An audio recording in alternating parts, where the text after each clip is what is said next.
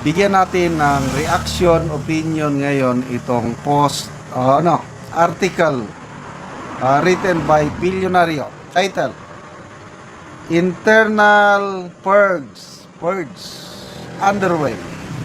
Recto says Marcos to name corruption masterminds, file cases by year-end. Wow naman. Is this a joke?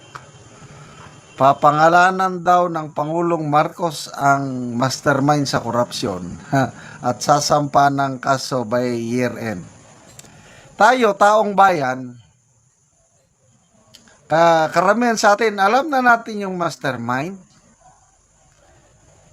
Tingnan natin kung ano. Walang involved sa kasya. Sinong papangalan niya mastermind? Saldico, nagsalita na. Nilaglag na kayo ni Saldico. Sino pang papangalanan yung mastermind? Sabi ko, joke of the day ito eh. Ito, basahin natin ha. Finance Secretary Ralph Recto said the government is undergoing a self-driven cleanup as President Ferdinand Marcos Jr. prepares to file corruption cases and publicly identify the masterminds behind the misuse of public funds before the year end. In a statement, Recto said the government was confronting the corruption scandal head-on, stressing that the turmoil was not a leadership crisis, but a government reforming itself from within, led by a president who chose to be the whistleblower, not the apologist of corruption. We were not born yesterday, Mr. New Executive Secretary. Ano yan? The President chose to be the whistleblower. Hindi nyo na kami pwedeng lokohin. Siyang whistleblower nga. Ipinagmayabang niyang flood control project niya, tapos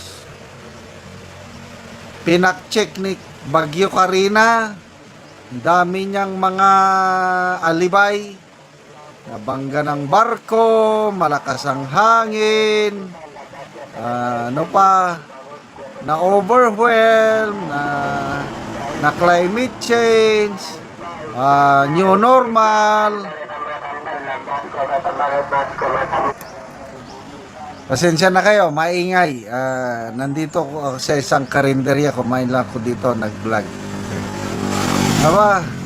Climate change, new normal, tanggapin nyo na, ganyan lang tayo, wala tayong magagawa. Nung naipit na siya, wala na siyang papupuntahan, nagpakitang gilas ang Pangulo. Mahiya naman kayo! Ang taong bayan, ano ngayon? Kami nagsabi, kayo ang mahiya. Whistleblower. Ano yan? Reforming itself from within. Ano ang inyong pahayag sa palasyo? Nag-resign si A.S. Bersamin out of delicadeza. Yan ang pahayag ninyo. O ngayon, nagsalita si A.S. Bersamin, I did not resign. Tinawagan ako. Somebody outside Malacanang na I had to go. O ano yon? Reformation, ano yan? Within itself?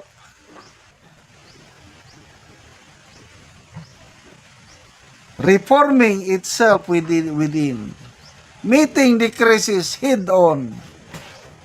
Binobola nyo naman ang taong bayan, Mr. A.S. Again, we were not born yesterday. Salamat at nagsalita si A.S. Former A.S. Bersamin. Sinabi nyo, nag-resign. Nag-resign. Sabi niya, I did not resign. Sinong paniniwalaan namin? Eh di, yung taong former Chief Justice yan eh. He did his best to serve this administration. Tapos, tatawagan lang somebody not within Malacanang. Ano yan? May shadow government? Talaga bang si PBBM ang Pangulo? Dapat ang Pangulo ang magsabi sa kanyang IS na alis ka na lang. Yun. Walang problema. Why would it take somebody from outside Malacanang na tawagan yung IS na umalis ka na? Oh, is that reforming within itself, within? And then the president meeting head-on the challenge? Huwag nyo kaming lukuhin. Ngayon, papangalanan ng mastermind. Alam na namin ang mastermind. Hindi na namin kailangan. Pasalamat na lang kami kay Mr. Saldico. Nagsabi na siya. Binalidate na ngayon. Totoo yung paratang ni Saldico na may insertion na 100 billion. Kasi may tumanggap ng kickback. Yung pinangalanan na tumanggap ng kickback, nag-resign o siniba. Ngayon, sasampahan nyo ng kaso. So ano ba yan? Either kung walang kinalaman ng Pangulo, napakahina siya talagang Pangulo. Kasi niluluko siya ng kanyang sa palibot. Naniniwala na tuloy ako sa sinasabi ni BP Sara na ang Pangulo hindi nagtatrabaho. Alas 10:30 pa lang ng umaga, amoy alak na siya. Naniniwala na tuloy talaga ako na sabi ni Senator Amy, nung governor pa ang Pangulo sa Ilocos Norte, halos hindi nagtatrabaho. So itong nangyayari ngayon, ang tingin ko, opinion ko lang ito, the President is not doing his job well. Kasi niluloko siya eh. Napapaikot siya. Tama, ganun din ang sabi ni Senator Amy. Kaya nangyari itong korupsyon dahil ang aking ading nalulong sa pulburon. Inaabuso siya, hindi niya alam ang nangyari.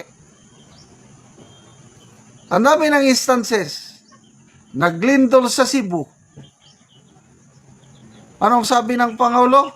Naglindol yata. Ano ba yun? Nagkaroon ng bombing sa Marawi.